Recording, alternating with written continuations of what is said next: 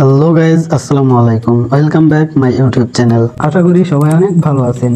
তো চলে আসলাম আরও একটি ফটো এডিটিং টিউটোরিয়াল নিয়ে। গাইজ, আপনি চাইলে আপনার মোবাইল দিয়ে এই ধরনের ফটো এডিটিং করে আপনার ফেসবুক প্রোফাইলে আপলোড দিয়ে সবাইকে চমকে দিতে পারেন। তো কিভাবে এই ধরনের ফটোটি এডিটিং করবেন সেটি আমি আপনাদেরকে আজকের ভিডিওতে দেখিয়ে দিব। ভিডিওটি না টেনে সম্পূর্ণ ভিডিও দেখার অনুরোধ রইল। আর ভিডিও শুরুর আগে সবার কাছে একটি অনুরোধ, চ্যানেলটি একটি সাবস্ক্রাইব করে পাশে আসা অল বেল আইকনে প্রেস করে দিবেন। গাইজ, কথা আর না বাড়িয়ে আমাদের এডিটিং শুরু করে দেই।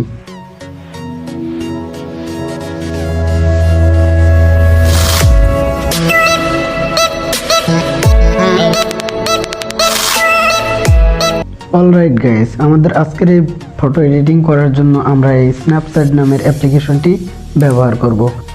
যাদের কাছে অ্যাপ্লিকেশনটি নেই তারা অবশ্যই গুগল প্লে স্টোর থেকে ডাউনলোড করে ইনস্টল করে নেবেন। আমি এখন অ্যাপটি ওপেন করব।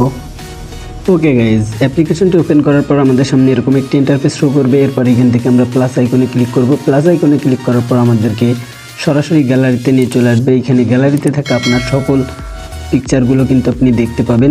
এরপর এখান থেকে আমরা একটি ফটো ফ্রেম অ্যাড করব। ফটো ফ্রেমের লিঙ্ক আমি ডিসক্রিপশন বক্সে দিয়ে দিয়েছি, সেখান থেকে আপনারা ডাউনলোড করে নিতে পারেন।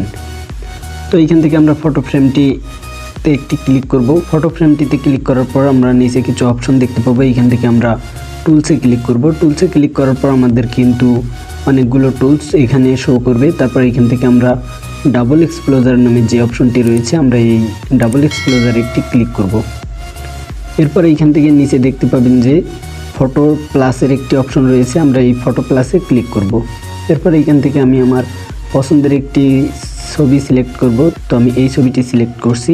এই ছবিটি সিলেক্ট করার পর ছবিটি আপনি অ্যাডজাস্ট করে বসিয়ে নেবেন।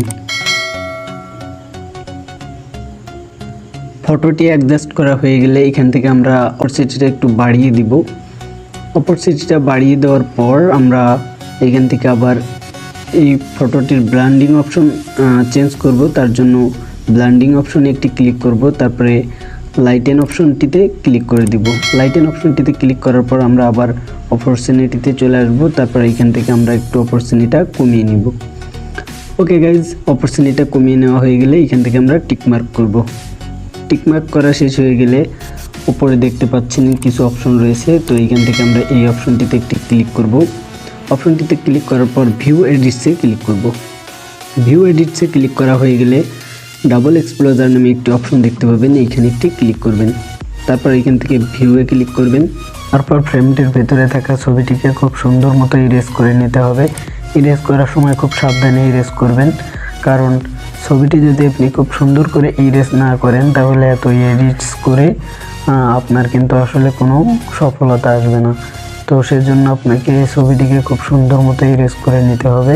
এই ছবিটিকে ইরেজ করে নিলাম। ইরেজ করা শেষ হয়ে গেলে আমরা টিকমার্ক করব। টিকমার্ক করার পর আমরা ছবিটিকে সেভ করার জন্য এখান থেকে ব্যাকে চলে আসব।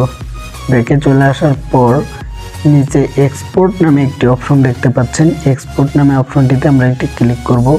এরপর দেখতে পাচ্ছেন সেভ নামের অপশন চলে আসছে। তো আমরা সেভ অপশনে ক্লিক করার পরেই কিন্তু বন্ধুরা আমাদের ছবিটি গ্যালারিতে চলে যাবে। তো হয়ে গেল ছবি এডিট। তো ভিডিওটি আপনার কেমন লাগলো অবশ্যই কমেন্ট বক্সে আপনার মতামতটি লিখে জানাবেন। তো বন্ধুরা, আজকের ভিডিও এতটুকুই। দেখা হবে পরবর্তী ভিডিওতে। সেই পর্যন্ত সবাই ভালো থাকবেন, সুস্থ থাকবেন। আল্লাহ হাফেজ।